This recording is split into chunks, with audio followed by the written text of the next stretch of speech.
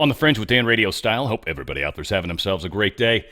Much has happened in a very short period of time. I also find it kind of humorous at this point how many people had already painted with a broad brush how things were going to play out, what this was going to be, and then already had judgments passed upon what this was going to be and how this was going to play out. It's cracking me up. Plus, we're getting some very interesting people. One I'm not particularly surprised about. He's a Fox News contributor. He is, I think, Hannity calls him the voice? I don't know. Mark Levin. He's come out pretty hardcore, sort of pissed off at Trump for what he's done.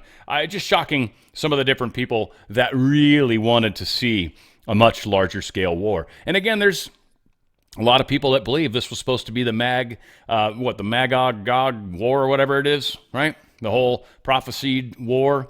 This is supposed to be the final war. Doesn't seem like that's necessarily how it's playing out either. Very strange. Again, how so many people want to see this play out a weird kind of way, yet Trump seems to be doing something different than that. Yet everybody's still saying that Trump is the oligarch. Trump is, like everybody said, if you're on board with Trump and you're trying to support him, then you're either a black pillar, a white pillar, a red pillar, a blue pillar, right? We got all these crazy little groups that we try to pile into. I mean, Matt Gaetz was seen having a text. I'm not going to cover the story, but he was seen having a text with his mother, I guess on an airplane. Someone was filming it. And he was talking about how we didn't have any proof that Iran doesn't have a nuclear weapon or wasn't close to having a nuclear weapon, and that we've been saying that for many years. What does Gaetz know? He's been out of the situation for a while, and I don't think he's got clearance anymore. So again, it's just strange how this is playing out. Again, Matt Gaetz actually had some positive stuff to say. I'm not trying to slam on him. It was just a weird conversation he was having with his mom, I guess. Again, weird stuff going on all over the frickin' place. Let's get into it. Got a lot to talk about. This was a pretty good story here, if I remember correctly. Yeah, this is just weird. First and foremost, supposedly they spotted a submarine, and then someone says that the FBI brought in boats and then started flying parasailers above the submarine so they could get a better look at it. Quite possibly one of the stupidest things I've ever heard in my life. Why? If you literally were the FBI and you wanted to get a better look at this submarine, wouldn't you use a drone? Why the fuck would you fly people on a frickin' airplane parachute thing? Huh? Got the Coast Guard. Everybody's watching. The Coast Guard just showed up on the scene.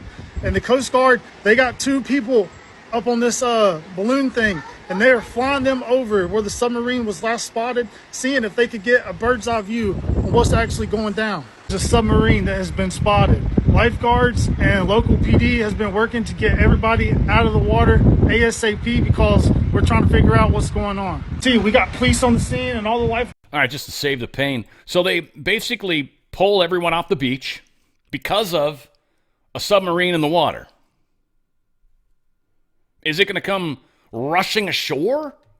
Are they afraid it's going to launch ballistic missiles onto the beach? The frick are they afraid of? Literally. I don't want to play the whole damn thing, but yeah, they start pulling everybody off the beach. Cops are following them. I think it is time for us to get out of here and get inland. Y'all stay safe. If you can see this, but as you can see off in the distance, we now have more members of the Coast Guard coming in to check out what's going on. You know, because parasailers are how the FBI roll. Again, if it is the FBI and I am wrong, okay, I'll fall on this sword happily because that's quite possibly one of the stupidest things I've ever seen. Now, I'm not surprised where the information's coming from. Oftentimes, the information's not all that accurate and generally pushes in a weird direction, so whatever the hell. I just thought it was a fun place to start. Most overpriced cities in the United States. Here's the list that keeps on giving. Newark in at number 1. New York City is number 2. Los Angeles 3. Detroit 4. Wilmington 5. Washington 6. Chicago, Houston, San Francisco, and Miami. Houston reminds me of the show we got coming up July 4th. If you guys are going to be in the area or can be in the area, remember 2-a-days sports bar and grill or whatever. We're going to be there 4 p.m. to 6 p.m. local time, Central Time.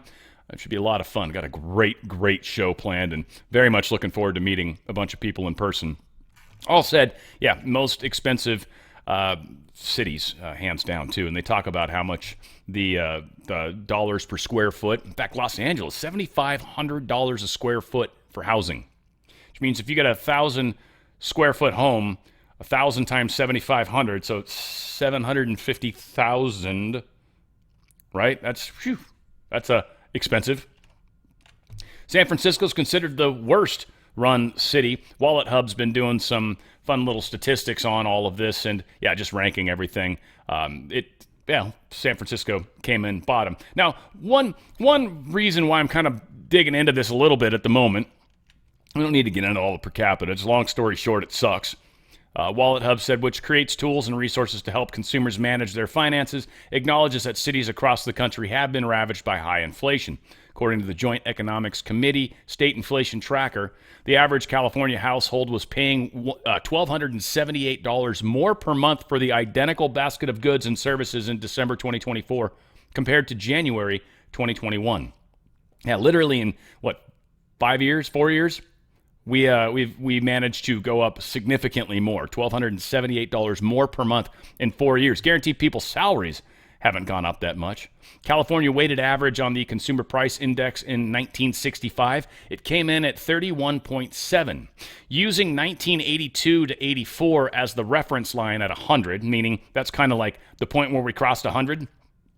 So from 65 to 82, 84, went up a bunch, meaning things got significantly more expensive. Since 82, 84 to 2024, it has risen to 341.951. It is almost 3.5 times what it was in 1982. Things are definitely not good. Now, what's funny is Gavin Newsom. Gavin Newsom started off as a big how do you do out there in San Francisco. He was, I think, their mayor for a period of time, and that was the beginning of the downfall of San Francisco, and it's been the beginning of the downfall for California. Now, one of the things they do point out somewhere in here is the fact that Newsom has never, quote-unquote, lost an election. Never, ever lost an election. Now, again, that's not true in the real picture. When we get paper ballots here in California, this type of stuff is going to stop. Big time.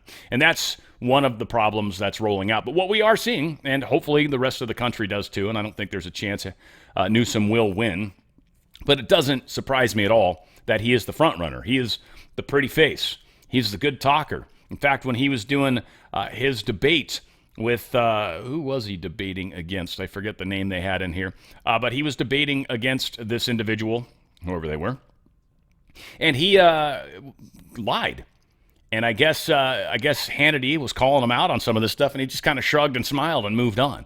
He's so used to just saying whatever the hell he wants and having the media typically cover for him. So, again, strange things happening. And we've got changes that need to occur in two major places. California, obviously, and New York is one of the other major ones. New York City's got a mayor race that is happening. And it's funny is we've got two different polls saying two very different things, which is why we don't ever believe polls. But the Emerson College Pix 11 The Hill poll, they're saying that he is up by about 4 points. Mamdani is up about 4 points over Cuomo. And then we've got another poll. This is the Yale Polling YouGov poll released on Monday. Shows Cuomo ahead significantly by 10 points. Hard to say who and what's going on. Chicago Tribune gives New York City stark warning on electing a socialist mayor like Zoran Mamdani. The ending isn't going to be pretty, obviously, if when they bring this guy in. Now, that's the question, really, with New York City. Are you going to go further left, or are you going to start coming back to the center? Let's call it coming back to the center. And many people are seeing this transition towards conservatism. It's happening all over the world right now. So Mamdani is more of the progressive push. Obviously, he's being promoted by AOC and her ilk. But he's got all sorts of, interesting stuff around him. I don't want to necessarily get lost in the weeds. Dude used to be like a rapper or something weird. What was his name? Anyway, it doesn't matter. Some stupid name for his band. So, yeah, we are trying to move forward, see what New York does. Business leaders are left shaking their heads over the prospect of Zoran Mamdani. If he wins, they said it would be disastrous, and it would. It would be horrible for businesses in New York. And that's going to be the question ultimately to New Yorkers. Is this what's necessary? Do you guys actually need to take a step further into the pit of despair in order to realize, oh shit, we're heading towards the pit of despair? Or have you already gone far enough with Catherine Hochul, Adams actually swapped around. Now that's why they hate him, right? The establishment hates him. I think the people of New York probably are starting to warm up to the idea of another Adams run. Who knows? I believe he's actually running independent, but he's had all sorts of issues. So I don't know if he even got his name on the ballot, frankly. I haven't followed that closely. But this is going to be an interesting run. Let's see. Talking about all the bad ways. This is the article that talks about how Mamdani is pretty bad. He wants to spend $65 million on gender-affirming care. Also promised to investigate New York hospitals that have stopped providing the services, fearing that Trump administration's wrath, and create an office of LGBT blah blah blah affairs at City Hall. Again, hardcore, more in the same direction. What do you want, New Yorkers? You want more of the same? Or do you want to see improvements? Obviously, if you go for Mamdani, you are definitely going to get more of the same. New York City mayoral results, they're saying, might take time. What's funny is how they phrase this. Polls close at 9 p.m. Eastern Time Tuesday, but unless someone gets a majority of the vote tonight, it'll take a while to know who won. Because it depends who's ahead and how we have to cheat in order to make sure that doesn't happen. Right? Probably. Again, I'm alleging. I don't know for sure. You get the point, right? This is an interesting little tidbit of audio that somehow got leaked. Gerald Kassar, he is the New York Conservative Party chairman. And you've got Anthony Castano, sure. He's a Republican candidate. This dude essentially threatens him. He's lawyered up because he said this, and this is leaked. I want to play just the last, 25 seconds of it. The whole 2 minutes isn't necessary, but you'll get the point. You'll get the important part in the last little bit. And the speaker have an opinion on this. And there's no primaries, right? Yeah. Because there can't be a primary. And telling us that you're going to run in November is just a bigger reason why we tend to kill you. In November? Yeah. Well, if you decide to run, if you get knocked out of the special, Sure. and you tell us you're going to run in November, then we're going to do everything in our power to make sure you're destroyed before you get to November. Sure. It's just business. So that's how we all do it. Yeah, we kill people. That's how we do it. That's how we do it. That's not how you do it anymore. And saying things like that, good luck explaining what you actually meant. You said, we'll have to kill you. That's not destroying you. That's different. You said that in the follow-up, which could also imply that you were really serious about the killing part. Not only will we kill you, we'll destroy you. So, yeah, immigration costs are affecting everywhere. Obviously, here in the United States, we're getting a little smart about it. But a lot of places in Europe aren't. Some are. Some are figuring it out and getting in trouble with the European Union, and others, not so much. Immigration costs France about 3.4% of its GDP. It is what this think tank finds. I don't know for sure about any of these crazy numbers when these think tanks get involved in trying to figure it out. But obviously it is hurting the big picture, and they are talking about all sorts of problems in those regards. A lot of people are saying, France is no longer France anymore. There was 12 suspects were detained after 145 people were reported being pricked with a syringe during the Fête de la Musique. I don't know how to speak French. Don't want to pretend I do. Don't really care. Don't want to learn the stupid language. I learned Spanish. You know why? Because I live in California. That's why I learned Spanish. Mostly, kind of, sort of. I speak Spanish like a 4-year-old, but whatever. I can at least pronounce it. So, yeah, this festival was happening in 1994. It was all fun. This is an open-air music festival, speaking the language of music, the language of love. And, 2025, total riots happened once the lights went down. Once the sun went down, all the crazies come out, literally stabbing people with syringes, which, by the way, they should just make syringes illegal. That would solve that problem. Tennessee congressman says Kilmar Abrego Garcia fits the definition of flight risk despite the ruling. So the judge is like, nah, he's not a flight risk. I've seen nothing that would imply this guy's a threat to society or a flight risk. And of course, immediately after he gets out, he's right back in the fray. A federal judge ordered the release of this dude. This 30-year-old guy had been held in ICE custody for quite a while. He is on the steps of St. John the Divine in the Morningside Heights. He said, I must call the hypocrisy of Columbia University, a university that just 2 weeks ago said that they want to protect their international students. While over 100 days later, I haven't received a single call from this university. He was wearing a polo shirt with the words, "Lift the siege on Gaza," printed on it as he addressed the crowd. Now, I'm going to say it's okay to wear shirts like that, and it's okay to, maybe be pro-Gaza. But if you're somebody that's out there literally inspiring people to protest, inspiring people to go against the government, inspiring people to possibly even commit acts of aggression against ICE agents or the police or anything along those lines, you are blowing it big time. And if that is what he's doing or does end up doing any of those things, then that would demonstrate once again that the judge was wrong and that he is in fact a risk to society and will be dealt with accordingly. Now, the Supreme Court handed Trump a huge win on deporting the worst of the worst. The United States is facing a crisis of illegal immigration, in no small part because many aliens most deserving of removal are often hardest to remove, Solicitor General John Sauer wrote in an emergency application to the court in May.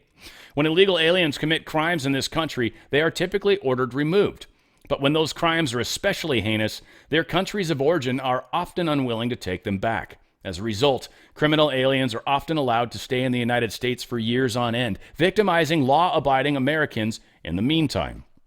So this brief, unsigned order came in the case known as Department of Homeland Security versus DVD, with surprise, Justice Sonia Sotomayor, Jumanji Kendaji Brown Jackson, and Elena Kagan all dissenting from their decision, who said they cannot join so gross an abuse of the high court's authority. Interesting. So 6-3, they lose. Apparently, the court finds the idea that thousands will suffer violence in far-flung locales more palatable than the remote possibility that a district court exceeded its remedial powers when it ordered the government to provide notice and process to which the plaintiffs are constitutionally and statutorily entitled, Sotomayor wrote. That use of discretion is as incomprehensible as it is inexcusable.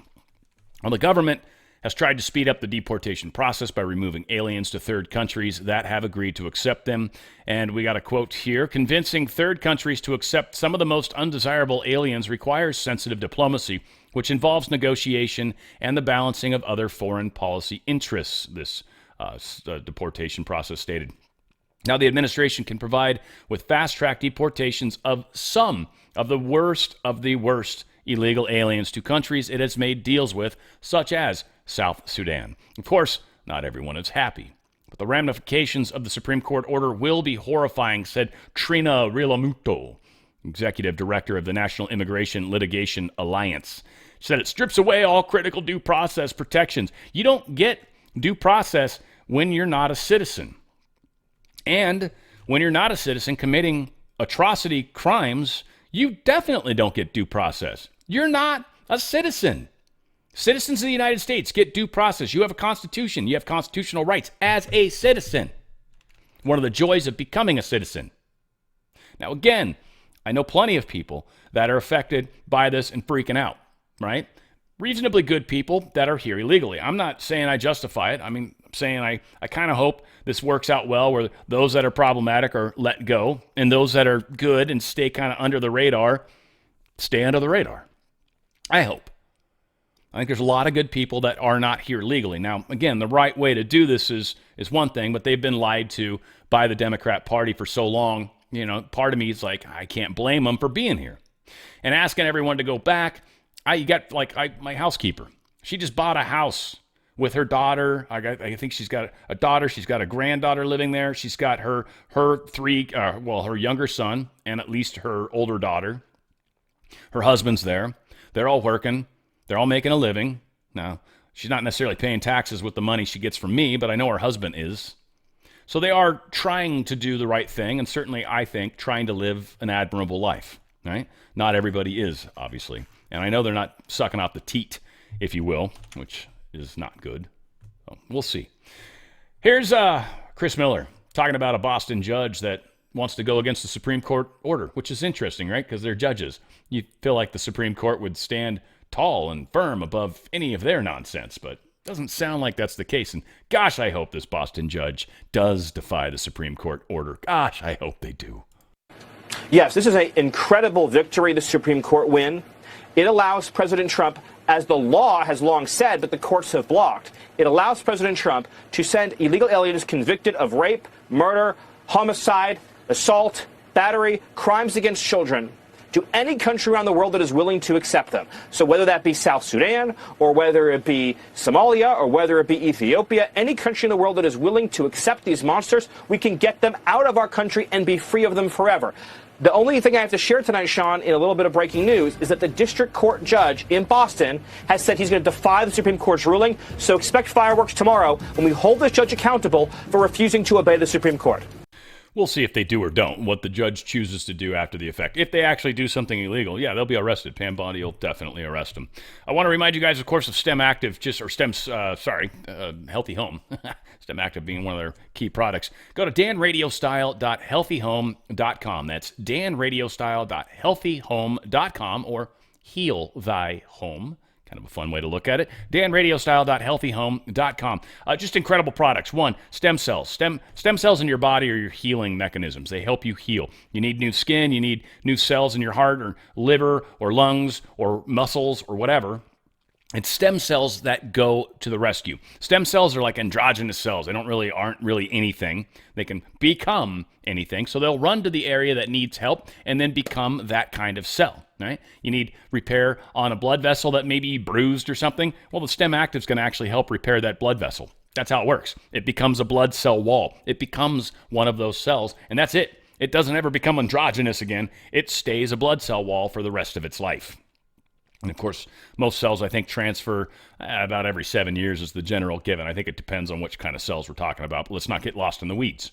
So stem cells are key to helping heal. Now, one thing that happens, a lot of people go and they get stem cell treatments, like athletes, critical injuries, and they'll get them injected, and those come from fetal cells. Kind of gross, but it is effective. It's disgusting, but it's effective. STEM Active doesn't. It helps your body enhance the number of stem cells it already produces, and as we age, that number decreases over time. This enhances that number significantly, 25 to 40% within minutes of taking the product. They've got a gel, which is a liquid, very quick into the system, or the pills, which is what I prefer. They're not that big. Some people call them big. Size is relative. All said, and it doesn't matter from what I hear. Anywho, the stem cells make a huge difference. I highly recommend both those products. Balance is another really, really big one, and I'm actually looking forward to hearing from one of the closer people in my circle that's probably going to start taking this soon, and I look forward to hearing about it. But this is a hormone support, but it does not actually put hormones into you. That would actually be bad. You don't really ever want to put hormones into your body, ever. It's one of the reasons why, what's the sleeping one? I forget the name of it, but that sleeping aid that a lot of people take, it's actually a hormone. It screws up your nighttime sleep. Testosterone's another one that men screw up with. They'll take extra testosterone thinking that's going to make them more buff and it's going to help them in the gym. But what it ultimately does is it causes your body to stop producing testosterone. Now, I do think there's some different kinds of testosterone that don't necessarily act the same way, so the body doesn't think it's being replaced. Again, if you're going down that path, make sure you do your research. Don't just take hormones, though. They can be very dangerous in the big picture, and sometimes it can take a while to get your body back to normal. This isn't doing that. This is using potent plant-based materials to help your body deal with this change as we get older. Ladies specifically, you have problems with your sleep. You'll have problems with your temperature regulation, your moods. There's a lot of things that get kind of funky. This helps. It's transdermal lotion. You literally just put a little bit on your wrist, rub your wrists together, and that's it. You've taken care of it for the day.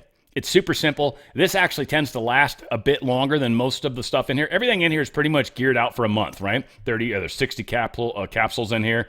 There's 30 liquids in this box.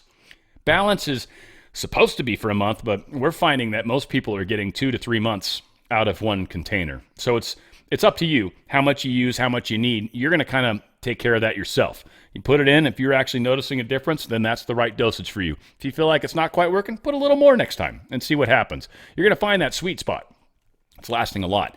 Now, Amaze is the other one that kind of doesn't follow the rules. You get 15 packs in this. If you're going to take one every day for a month, you need 30. You're going to need 2 boxes of this. But this is one of the products that, one, my girlfriend's just out of control. She's on her way to the Philippines right now, too, so I'm already missing her. But she's just like, I had to give her 4 boxes, too, for her trip, right? But it's been helping with her hair, helping with her skin, and she loves it. She loves it. She actually stopped taking the Stem Active for her shoulder because it's better. It actually healed her shoulder. She had calcification in her shoulder. That's better. She's literally moving her shoulder. She's able to hug me in the morning. It's like, it's a trip. Literally better. They wanted to go to physical therapy. They wanted to do all this crap. She literally started taking the Stem Active. And I would say in about 2 months, about a month and a half, she was literally like actually able to move it. And now she can move it without pain. I don't see her wince when she does it. So a lot of powerful products, but the collagen she loves for her hair, for your joints, sagging skin. She's just been loving it. I had another lovely lady, Laura, the cop. She took it. Her friends were all of a sudden noticing, like, what's up with your skin? It's so radiant. Just from taking the collagen peptides. Collagen is one of the most important proteins in our bodies. Peptides is one of the best way to get it. It's in a liquid form. Your body almost immediately starts to use it. It's extraordinary how well Amaze works. In fact, the name is perfect because you will be amazed how well it works. Prime is awesome, gives you energy. It opens up your blood vessels. It's a nitric oxide booster. Opens up your vessels, just literally more energy. It's not like caffeine. It's nothing like that. You just have more energy. More oxygen's making it to the places that need it. You notice it. You can work out longer. You can walk longer. You just have more energy. You can run around the yard and do stuff. You can run around with the grandkids more. Prime is awesome. Delicious, too. One little thing of powder a day, and you're set. And they're, again, 30 servings. And also for pets. Got a lot of pets maybe go through surgeries, injured. They have hip dysplasia. They have arthritis. They have a lot of things like that. You want healing to happen inside these pets. This is a powerful way to help their healing. It enhances their ability to heal, and it's less expensive than what you would pay for humans. These are little chewable pet pills for the dogs, cats. It works amazingly. Everyone's been talking about how great this one works as well. I get a lot of feedback on this product. This is my favorite product that I actually promote, the Healthy Home stuff, because it's incredible how well it is. Now, I want to remind you guys real quick. I mean, obviously shop. You want to go to danradiostyle.healthyhome.com. I just want to talk about the 3 joining things. I do this every once in a while because I want people to understand that you can just buy stuff as a customer. That's awesome. I like that. I get commission off it. It's good from that standpoint. You're going to pay the highest price. That's kind of where my commission come from, is the extra money you pay. If that's what you want, you just want a one-time thing or whatever, that's totally cool. What I actually recommend is these 2 choices, but I actually recommend executive member. This, become a member. Yeah, same data you have to give, but you have to pay basically $9.95 a month. And that's for the website and all this stuff. This one you don't. You become an executive member. All you got to do is buy something. Buy something. Now, there's a lot of different somethings you can buy. You can either buy a singular thing, like if you just want Stem Active and I just want to get one of these, you can do that. If you actually want to try a couple of these products, you can get bundles and then end up with stuff like free shipping for life. When you're a member, you also get a link like me, danradiostyle.healthyhome.com. You'll get a link as well. You don't have to share it with anyone if you don't want to. But if you, like me, fall in love with the product, you might find yourself talking about it to people and them being like, oh, I'd like to try that. How can I do that? And you'll say, go to my website, .healthyhome.com, and they'll buy it from you. And if they buy as a customer, you get the commission. See how that works? It's a lot of fun. It's a great product. And for any of you guys that are content creators in any way, shape, or form, I highly recommend you become an executive member, get your own link, put it under your channel name or business name or whatever the hell it is, and start promoting it on your channel. It's an easy way to sell something you believe in, you love, and yeah, you're going to get some freebies in the process of doing it. Go to danradiostyle.healthyhome.com. That's danradiostyle.healthyhome.com. Pay attention to the different bundles. There's like free shipping. There's some other really cool little perks that can come with some of the different packages. Just scroll through them. Find something that is interesting to you and go for it. You're going to love the difference it makes. You're going to love how much healthier you feel in your life, and you're going to see the difference. You're going to hear the difference from friends that are like, what is going on with you? You'll notice. Go to danradiostyle.healthyhome.com. That's danradiostyle.healthyhome.com. That's right. All right. What we got here is a beautiful moment. This is a lovely Iranian lady who is displaying how she feels about Donald Trump, especially after this attack in Iran. ای خدا Kali. I love you. I love you. Baby, خدا تو رو نگه داشته. اگه اینجا رفته بود الان رفته بودی. حیف تو بود. اگرم رئیس جمهور نمیشدی حیف زندگیت بود و حیف خونی یاد بود. گناه داشتی. I love you. I love you. خدا نگهدار. It was great to have Senator Casey. I love you. I love you. I mean, again, it's just beautiful how this is playing out, folks. The people in Iran do not like the Ayatollah. Many of them came back in the 70s and 80s because of the Ayatollah. They are on board with Trump is doing. Now, Trump, he had some really, really big news that he released. Ambassador Mike Huckabee responded to it, but I want to I kind of pulled this slide because it's got both things in it. But Trump's first response or first post, congratulations to everyone. It has been fully agreed by and between Israel and Iran that there will be a complete and total ceasefire in approximately 6 hours from now when Israel and Iran have wound down and completed their in-progress final missions for 12 hours, at which point the war will be considered ended. Officially, Iran will start the ceasefire, and upon the 12th hour, Israel will start the ceasefire, and upon the 24th hour, an official end to the 12-day war. 12 days is kind of an interesting thing, by the way. And Trump very much likes the 12. He even brings up the 24, which is 2 to 12, and the 6, which is half the 12. He's covering a lot of the numerics on this. But ending the 12-day war will be saluted by the world. During each ceasefire, the other side will remain peaceful and respectful.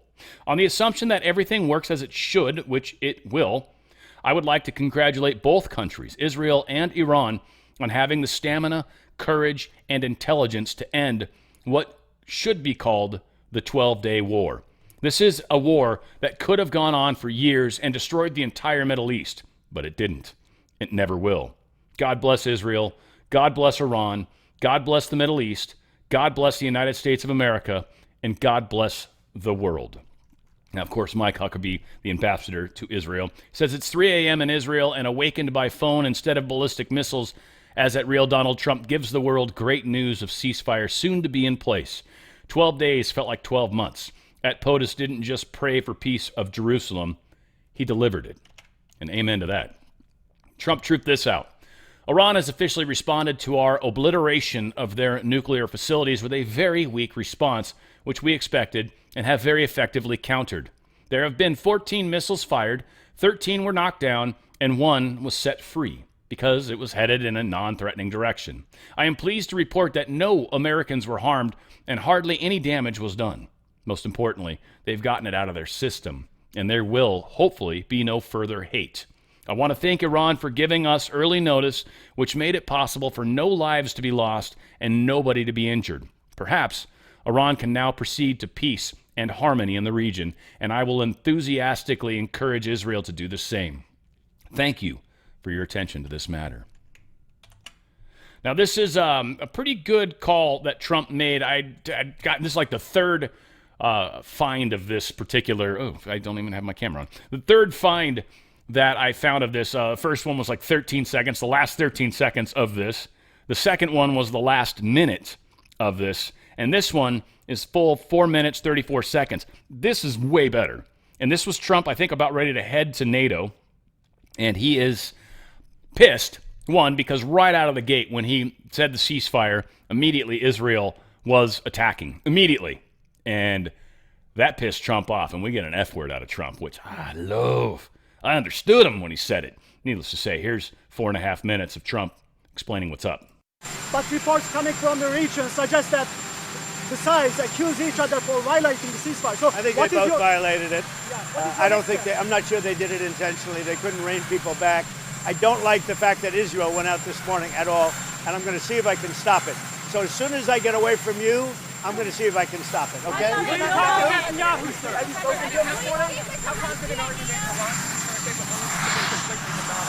I think it's been completely demolished. I think the reason we're here is because those pilots, those B-2 pilots, did an unbelievable job.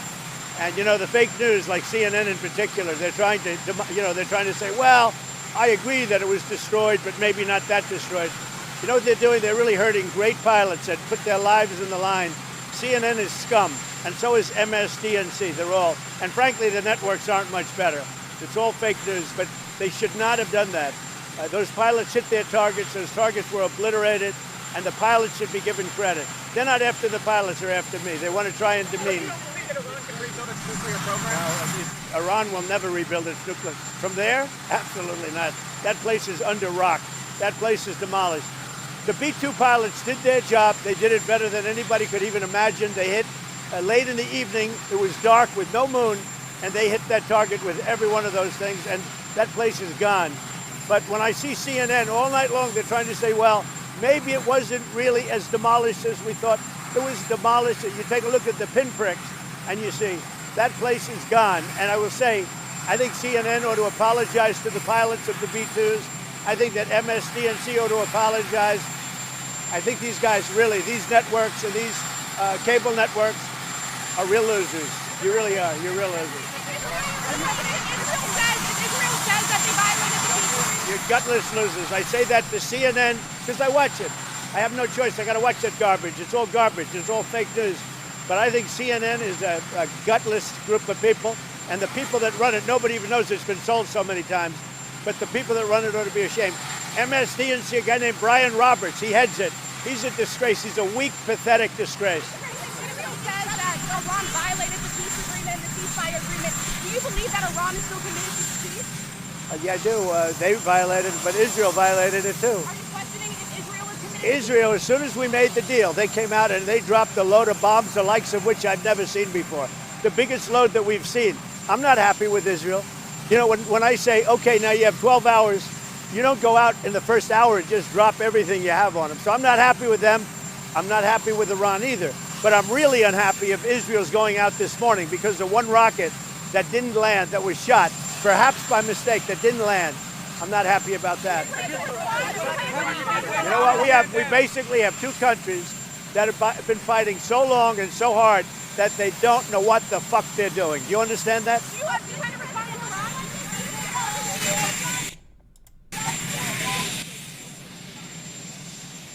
I don't think we need the rest of that. I thought we had, I thought the whole 4 minutes was him talking. But needless to say, yes, they don't know what the heck they're doing, or his words, which I like even better. Donald Trump, truth is, Israel, do not drop those bombs. If you do, it is a major violation. Bring your pilots home now. Donald J. Trump, President of the United States. And he also followed up, Israel is not going to attack Iran. All planes will turn around and head home while doing a friendly plane wave to Iran. Nobody will be hurt. The ceasefire is in effect. Thank you for your attention to this matter. Now, this was posted out by the AF Post. The ceasefire between Iran and Israel may be voided as Israel is using the final 30 minutes before it takes effect to assassinate Iranian leadership and rain down on Tehran. If the attacks do not stop by 3:30 a.m. Tel Aviv time, Israel will have already violated the ceasefire. Strong chance that they were actually, in fact, trying to take out the Ayatollah. And I'll bet the second that Trump found out about it, he was like, oh, hell no. Now, Marjorie Taylor Greene posted this. I'm not thrilled about it, but it is what it is. I spent millions of my own money and traveled the entire country campaigning for President Trump and his MAGA agenda and his promises. And Trump's MAGA agenda included these key promises. No more foreign wars, no more regime change, and world peace. And this is what the people voted for. Only 6 months in, and we are back into foreign wars. Not true, by the way. We got involved once. Marjorie Taylor Greene is wrong. She said regime change, wrong again. Again, people that are assuming things, ask you me, Marjorie, ask you and me. Foreign wars, regime change, and World War III. None of those things happened, did they, Marjorie? No, you were wrong. It feels like a complete bait and switch. That's what you feel like, to me, most of the time. Needless to say, I'm not going to say the rest of her stupid words. Here's Mark Levin talking about how he doesn't want a ceasefire, and he is saying that leaving the Iranian supreme leader alive instead of killing him is akin to leaving Hitler alive during his rule over Nazi Germany. Mark Levin, you are a pile of shit. The truth, too. So we have a ceasefire. I hate this word ceasefire. I really do. The president hated it a few days ago, too. What's needed now is this, in my humble opinion. Iran should be forced to sign a surrender document, unconditional surrender. They lost their nukes, they've lost their air force, they have no ground-to-air protection. China didn't step in, Russia didn't step in, not a single Arab country stepped in. The supreme Nazi is hiding in a bunker, much like Adolf Hitler did. Adolf Hitler wasn't thrown a lifeline. He wasn't thrown in a lifeline. He was going to be killed, so he committed suicide. I'm very much interested in seeing how this plays out. I really am. Because what does an agreement look like? Does that mean the supreme Nazi survives? Does that mean the regime survives? I guess so. You know, one of the things I've just made me think, and I don't know why, but, you know, you think of like deep state actors and people that have been a part of the deep state for a long time. I can't help but think that this individual's probably been part of the deep state, Mark Levin.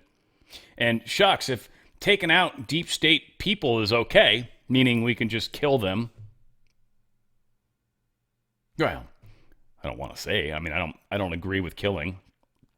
I think it's good they didn't kill the Ayatollah. I think there's better ways to handle that, and I think it's better that they handle it internally, which many suspect might have been the plan all along, that maybe there were some back-channel deals made.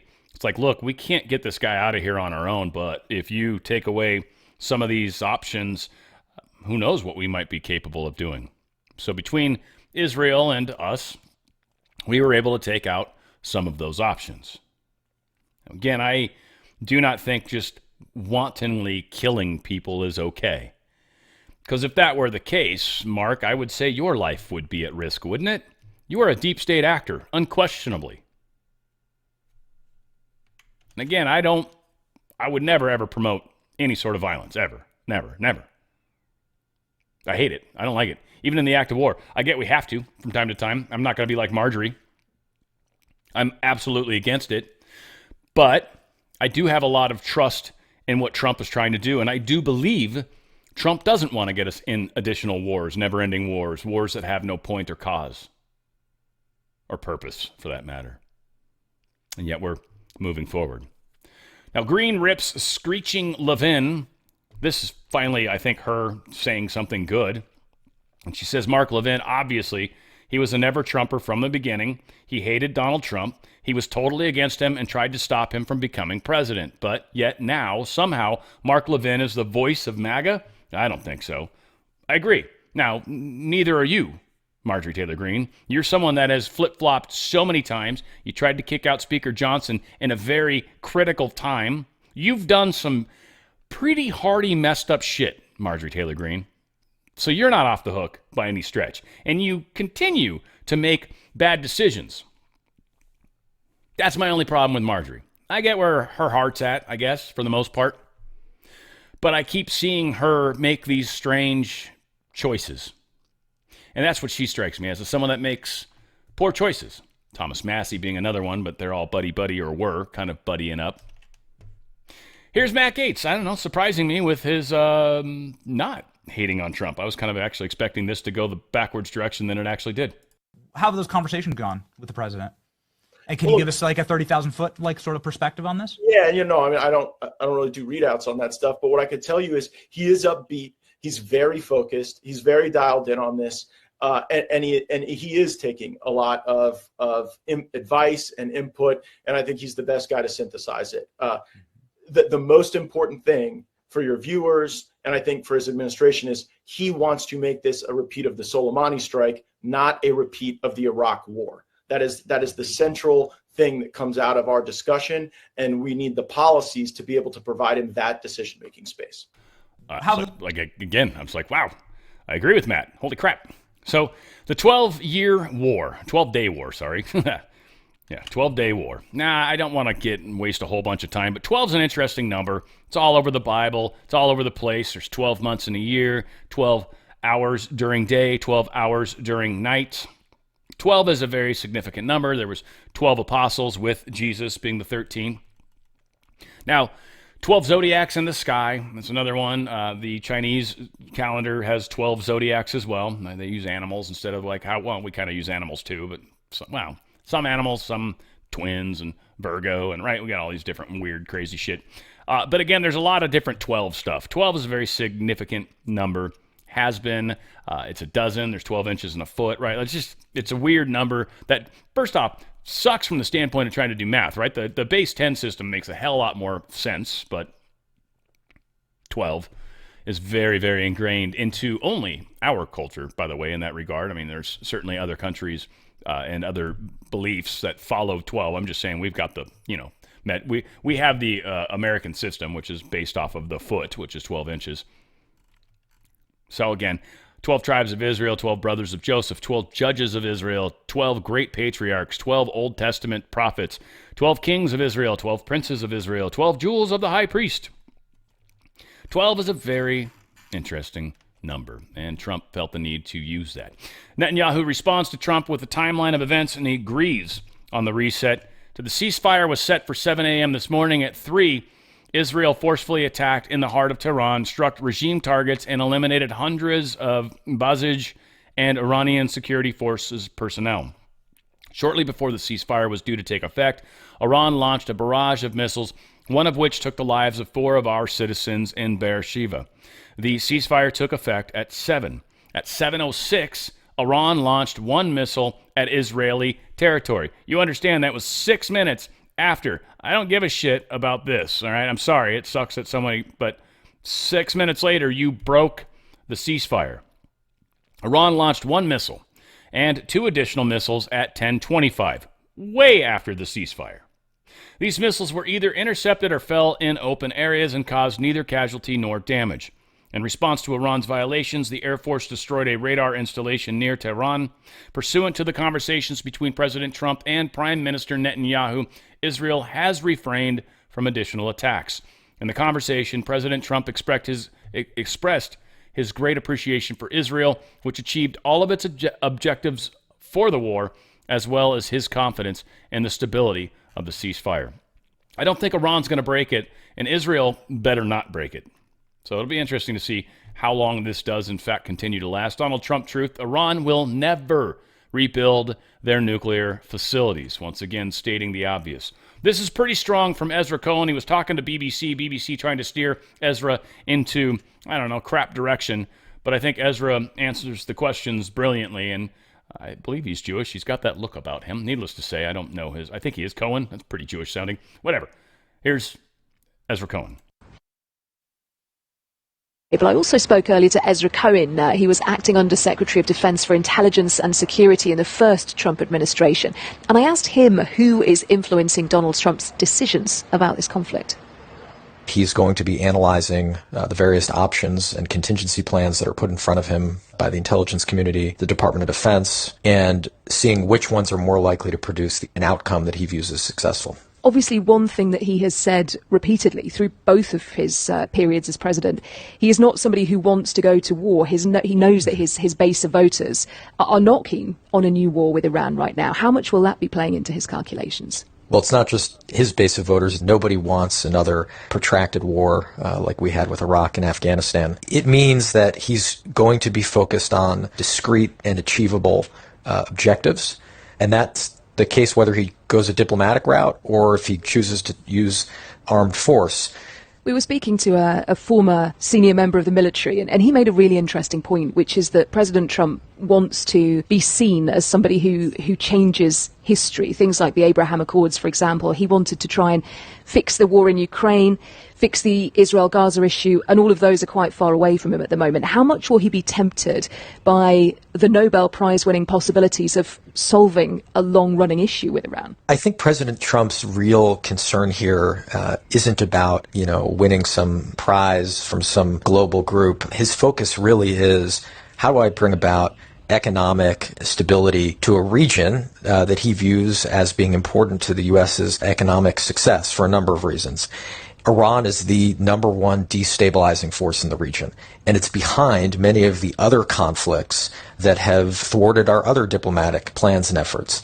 In dealing with the situation in Iran, no matter how he does that, he will be ensuring that he can produce better outcomes in the American interest throughout the Middle East. How much do you think the footprint of what Israel and the US want to achieve, how much do you think those two things match up? Well, I think that there's certainly overlap in the desire to eliminate the nuclear threat. President Trump has been extremely clear about this going back well over a decade. Clearly, he's very well aligned with the government of Israel on that objective. The president hasn't yet commented and made any sort of definitive statements on some of the other objectives. The Israeli government does want to bring about the end of the current Islamic regime. President Trump has not taken a position on that yet, and I think that's likely a bridge too far for him. How much of a hindrance is it that he has these thoughts and he throws them out there into the world via social media, via his own site, via little sound bites that he'll give on Air Force One, and it leaves everybody in a position hanging, trying to work out what he's thinking. And in the meantime, that can create quite a dangerous vacuum. Should somebody in his position be perhaps keeping those thoughts to himself a little more at this quite crucial stage?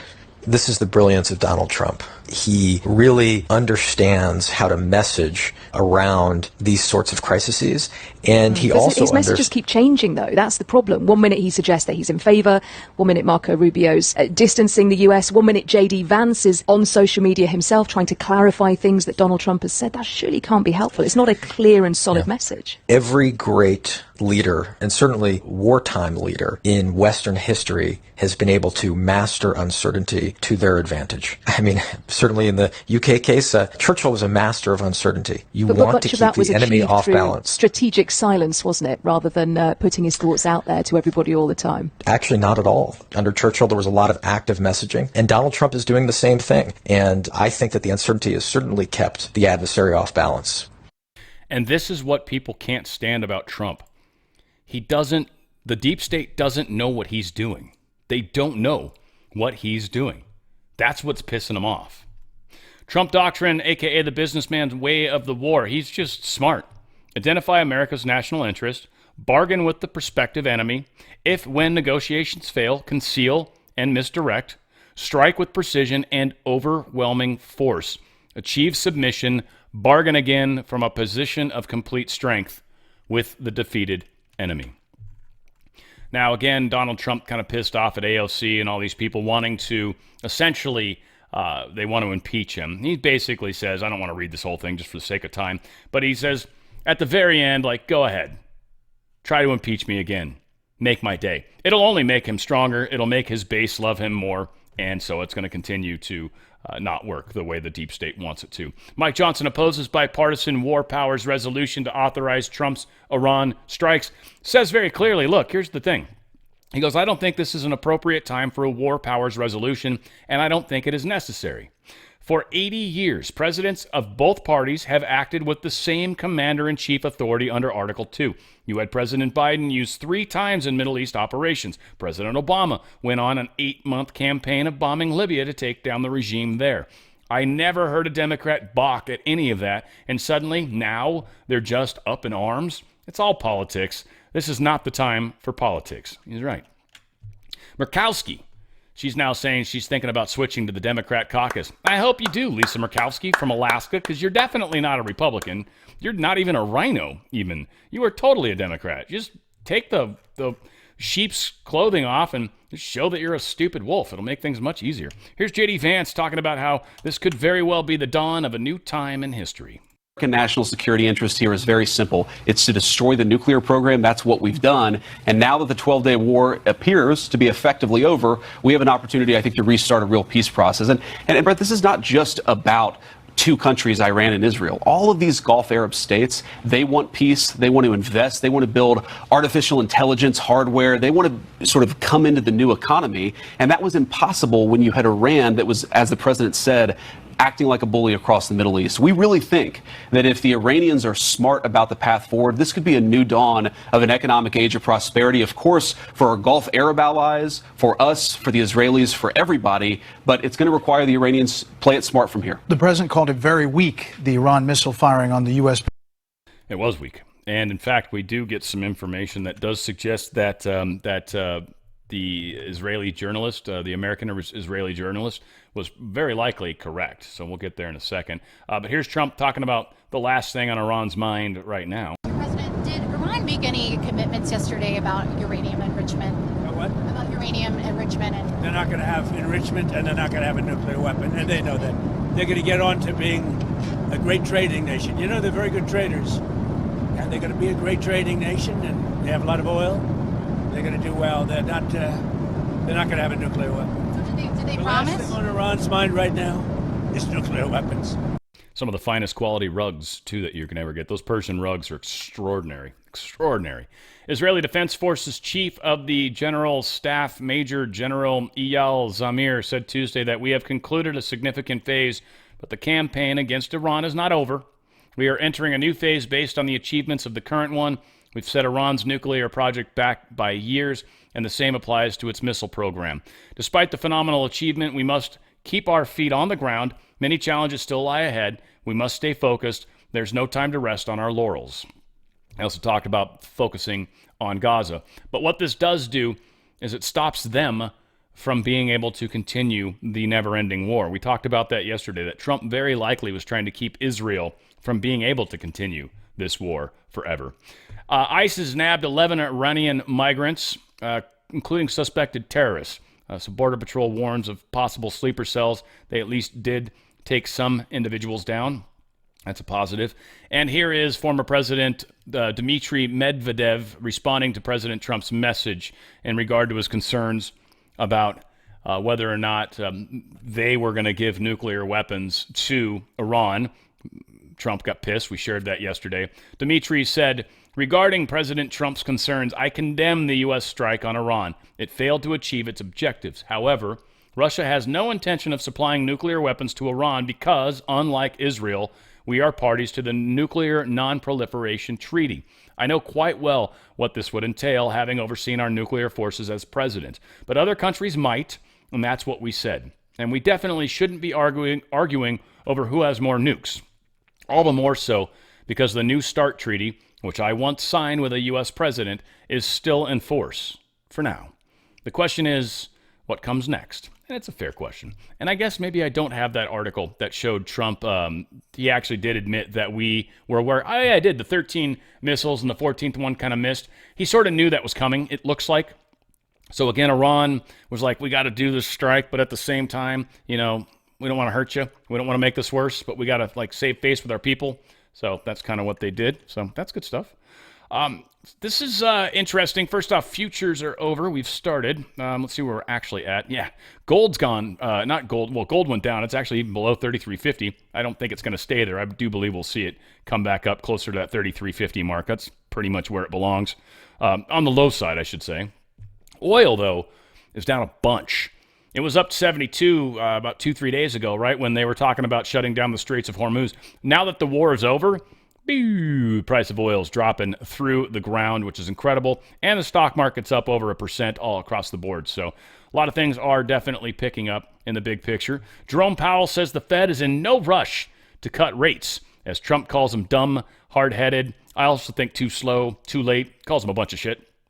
All of which are fitting. What is interesting right now is there are two on the Fed governor's board. Normally, it might be like further down the chain that might disagree with him, but on the same level of Powell, if you will, two of his governor members are basically saying we should lower rates in July.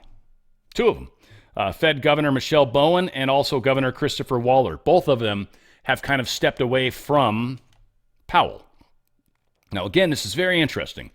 I still believe very much that Powell needs to be blamed for the transition.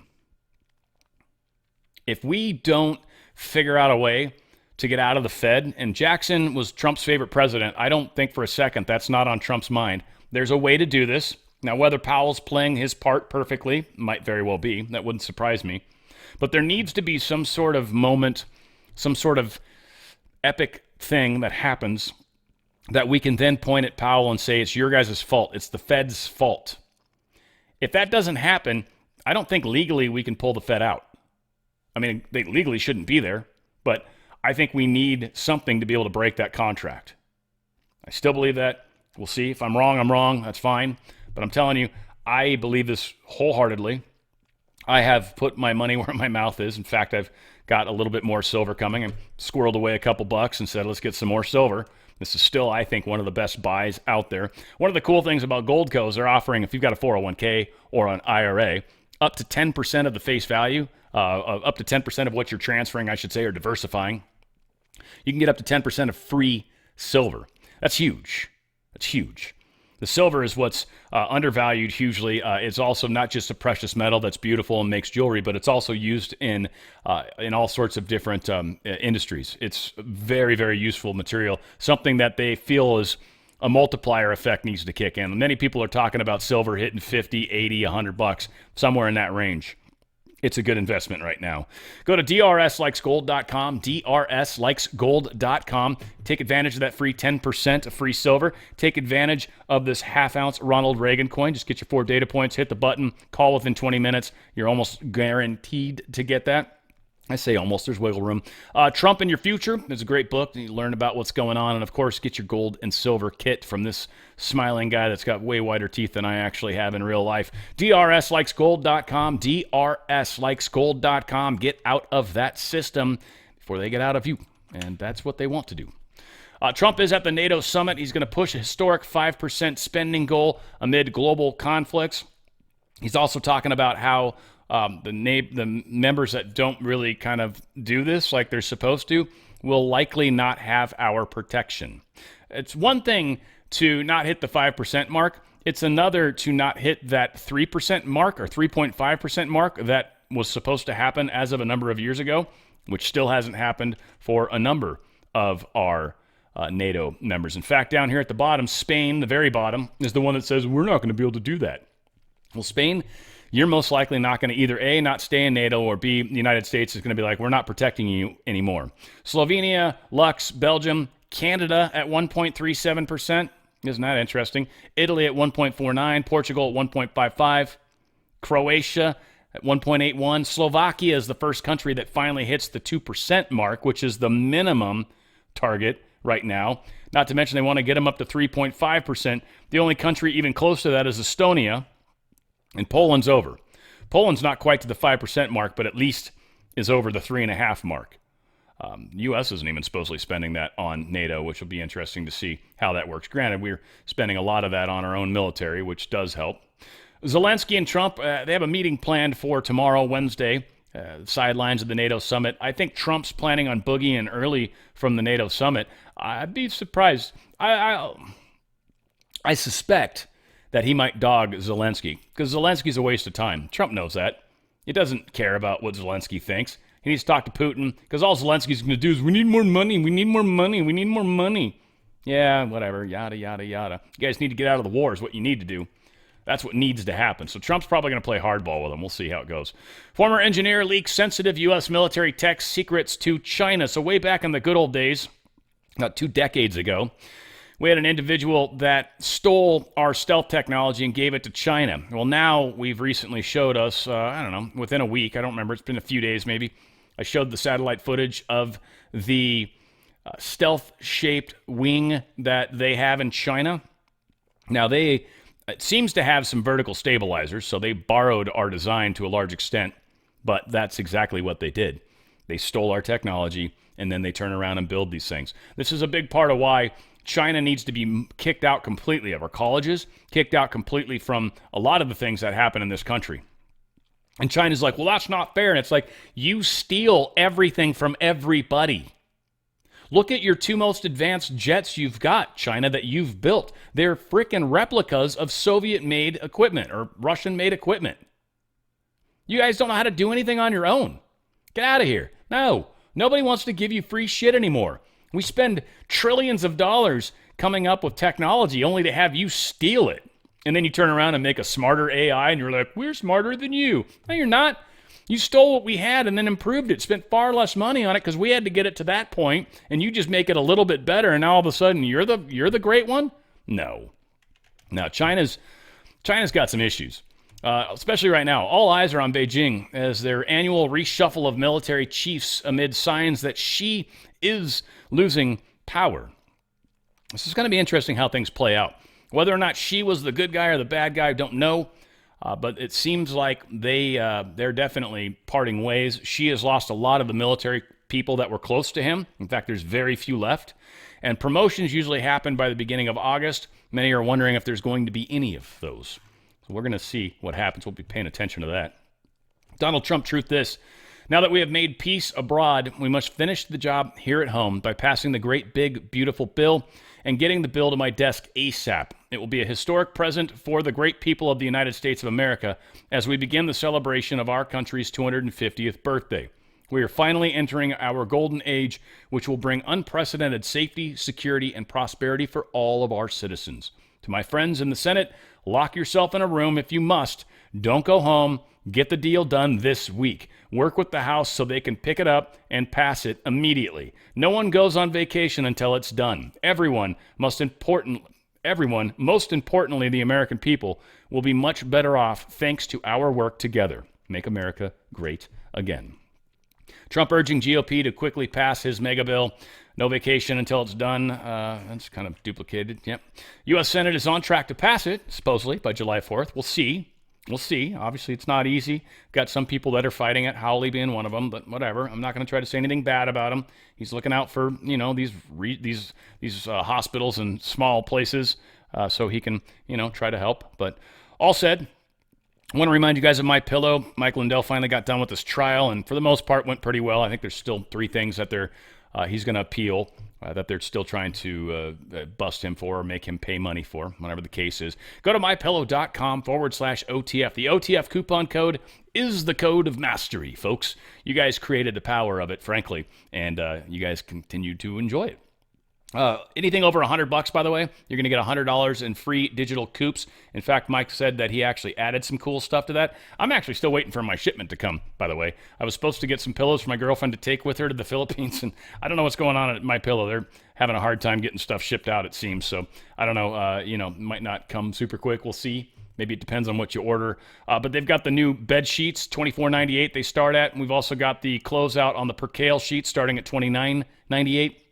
Best towels you'll ever use. You should seriously check out their towels, whatever kind of towel they are, whether it's the beach towels, the bath towels, any of them. They're incredible. It's just they just absorb. Like I have a glass shower door, right? And like if I wipe my towel down it, like with a little bit of water by the handle, it literally, I squeegee the rest, but I can't get that part by the handle. So I use the towel sometimes, and I'll just wipe it. One swipe, it just sucks all the juice up, sucks all the water up. It's like Bounty Quicker Picker Upper. In fact, I don't even think Bounty would do as good a job. Regular towels smear it. It creates that line, right? And then you got to go over it a second time or even a third time, and then it finally absorbs it. They got chemicals. They got weird stuff going on. That's why they feel different, but they're not actually softer or better or more absorbent. The MyPillow towels are freaking incredible. So check out that. You've got the crucifix if you'd like to save 50% on that. Sterling silver. They got men and women's. They've got 2 different versions of it. They've got the black inner with the silver outer, or the white inner with kind of a black outer. It's pretty cool looking. Also got the dog beds. If you love your dogs, if you actually love your dogs, they should be sleeping on a giant MyPillow. That's what this dog bed is. It's a big MyPillow. Get that for your dogs. Make them happy. Also pet blankets for that old dog that just refuses to get off the new couch. That's a really easy way to guarantee your new couch stays new. And then when company comes over, you just take the blanket off and nobody even needs to know what the hell happens when the doors are closed. Go to mypillow.com/OTF, mypillow.com/OTF. Get the best night of sleep you have ever had. All right, a couple more stories here, guys. Extraordinary. Let's see. More than 24 missing children were found in Florida on a special operation. Some of these children were aged 7 to 17. They've been missing from 10 days on. Over 30 local, state, and federal agencies participated in this joint effort. There's been a lot of child trafficking stuff that's being stopped in Florida. Obviously, it's got to be one of the worst places in our country, probably because of its proximity to Haiti and stuff like that. But whatever the case is, they're making huge inroads to getting that to stop. Oddly, the Gates Foundation is committing $1.6 billion for Gavi Vaccine Alliance. This has to do with giving vaccines to poorer children around the world. I don't know what it is, but anything that Bill Gates is involved in, especially when it comes to vaccines, I had zero trust. I wish Bill Gates would just give up the foundation and give it to somebody else that we could maybe learn to trust and stop being involved with it, because he is one of the most untrustworthy people on this planet. And so anything that he promotes is instantly a loser. because of him. It may actually be a good idea. It may have good intentions. Don't know. But we don't trust Bill Gates at all. Bill Gates, we trust you zero. Stop. Get out. Retire. Whatever you got to do. Stop being involved. Your wife doesn't even like you. We don't either. Get out. Done. Here is a pretty fun little thing where Kennedy was trying to answer questions, and they just wouldn't let him answer the questions. $2.2 million. Oh, this is where he's talking about, different studies that they were doing. Sorry, this is a slightly different thing than I was originally thinking it was. But yeah, some lame studies that they got. Let's watch this. NIH should be telling us what are seed oils doing to our children? What is corn syrup doing to our children? What are food dyes doing to our children? What is the packaging and microplastics doing to our children? What are pesticides doing to our children? None of those studies were being done. The studies that were being done by NIH and many, let me give you an example of the few that I cut. There was a study, a $2.2 million study from Boston University to study the effects of exogenous testosterone therapy on communication in gender-diverse speakers.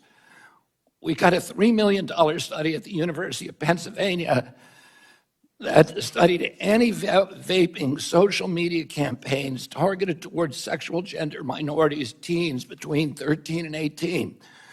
We got $1 million from the University of Michigan to study sexual fluidity and longitudinal changes in alcohol misuse. And that's just an example of thousands of studies like that were doing nothing to improve American health. Thank you. And we're going to change that. We're going to have gold standard science. We're going to have replicated studies. We're going to publish our data. We're going to publish our peer review. And we are going to, for the first time in 30 years, return NIH to evidence-based science. Thank you. And that's one of the many things that needs to happen, right? Evidence-based science. Not the nonsense, not this is what we want to believe, and then they disregard any studies that suggest otherwise, and hopefully they don't do that kind of stuff. But I think we're going to find, in the case of seed oils, fluoride, and just the many crazy, some of the pharmaceutics, that these things are not healthy for us. And so, again, I rejoice the fact that we've got RFK Jr. there. Church massacre was canceled. Shooter came in, got out of a truck from some other place, was never involved with this church, got out with a long gun and a pistol, and started shooting. One individual was shot in the leg, but he's going to survive. The, what do they call him, deacon, hopped in his truck, or was in his truck already, hit the dude with the truck, and then some other individual, security, I think, were able to finish the suspect. And so he lost his life on the scene. But again, this is part of what happens when you have a Second Amendment. You can't actually protect things. And this happened in Michigan on Sunday. So very sad. It was like Bible study for kids, too, when the guy was shooting around. They actually had some video of them kind of panicking when they're inside. Didn't necessarily want to show that. UK government's going to slash industrial energy costs. I think it's funny. They're making it easier for businesses and cheaper for businesses, but not for you. Not for you, Brits. Not for you actual people that have to pay it for your home. Nope. In fact, you guys continue to go down these crazy paths of more expensive energy rather than less expensive energy. And here you are now giving subsidies to the industries. And that, I mean, rightly so, because it makes them competitive, because they can't afford it otherwise. But Britain's got to pull their head out of their ass, or else they're probably never going to make it through this. I think they will. I have faith in my British friends, but we'll see. Zuckerberg is losing the AI race, so he's deploying a massive recruitment of cash. We talked about how he was spending something like 9-figure numbers to try to get a bunch of the best into his AI group. So far, people seem to be leery of the opportunity and not trusting and not taking the bait yet. Hopefully they don't. I consider Facebook to be deep state. Zuckerberg obviously still trying to push his deep state company into AI, the AI race that he is losing, and I think he should continue to lose, because we know what would happen if Facebook got a hold of AI, a good AI anyways. They would definitely use that to sway decisions. They would use it to push people in directions. I don't feel that Zuckerberg is a good guy yet. Maybe that changes, maybe not, who knows. Most of these guys are just interested in getting more dough, it seems like, not necessarily bettering humanity. we'll see how things continue to play out. A lot of things are happening, folks. I do want to remind you guys of if you want to get some merch, got a couple different forms of merch that you can check out. You can go to truththread.shop. That's truththread.shop. There's all sorts of good stuff in here. You got some stuff for Dan Radio Style. You've got a number of different things, types of shirts or sweatshirts or whatever, the baseball shirts that I'm fond of. And it comes on both sides. They got stuff on both sides. Got the flag on the back. It's pretty cool. And we've got my hat, got mugs, got some good stuff going on. And then also the lady that makes these for me, she's also got some, stuff that she's into, like the 9/11 inside job. Never forget. A whole lot of information on the back, like Building 7 and all this stuff, right? Like, so this is kind of what she's into, is like informing people, like while you're standing in line. She wants people to see all this information, and it's kind of cool, right? Like a lot of stuff is in there. So if you're interested in trying to support that, then certainly check it out. So we've got the 9/11 Never Forget. We've got the Fight, Ephesians 6:11 from when he was shot. A lot of good stuff to remember on those days. And of course, the first shirt, the 5G warfare shirt, which we are in the 5th generation right now. Information warfare, it's important. So go to truththread.shop, truththread.shop, and you can certainly take advantage of that. And then the other one is the Dan I'd Rather, oops, if I can get it, there it is, bonfire.com/Dan-I'd-Rather 160. It's Dan-ID rather 160, bonfire.com/Dan -ID rather 160. I've got the links in the description if it's easier for you to get down there and do that. But she's got a number of different ways that you can get this Dan I'd Rather shirt, and then she's got the back of it, which is pretty cool. A little more simple, right? But it's pretty cool. I get a lot of comments when I wear this one. They're like, "Is that you?" It's like, yeah, it's pretty fun. So anyway, check it out if you guys like. If you want to be a part of supporting the channel with merch, that's always a lot of fun. Again, these are actually supporting other individuals. I don't get anything from it, nor do I want to. That's cool. But there's a lot of good merch happening out there. So, of course, check it out. That said, we've got so many things going on, folks. Stand strong. Don't let people push you into corners or push you into a way of thinking. Try to get as much info as you can. Try not to make assumptions too quickly. And we will get through this. I think Trump's on our side. I think Trump's trying to do the right stuff. I think people that go against Trump, I'm leery of at first. I'll listen to what they have to say, but I'm pretty leery. I think Trump's demonstrated that he is trying to do what he says. And to have people say, "But you said there'd be no more foreign wars." You can't tie the dude's hands behind his back and say, "Well, you've got a lot of opportunities for diplomacy. Just one of them is you can't use the military." Yeah, sorry. I'm glad you're not running the nation, Marjorie Taylor Greene, because frankly, we'd probably fall to China because of your black and white views of the world. We need better than that. We need people that can see the bigger picture. We need people that can actually play chess moves 4, 5, 6, 7, 8, 9 chess moves out, rather than just looking at the move that was just made and going, "Oh no, the end of the world is nigh." It's like you've got like 14 moves you can make before anything's possibly going to get bad for you. Get smart. Stop being stupid. It's that easy. We're going to keep talking about it. I'm going to keep fighting with you, shoulder to shoulder, and we'll keep walking forward. And we'll have a lot of good conversations along the way. Where we go one, we go all. It's on the Fringe with Dan Radio Style.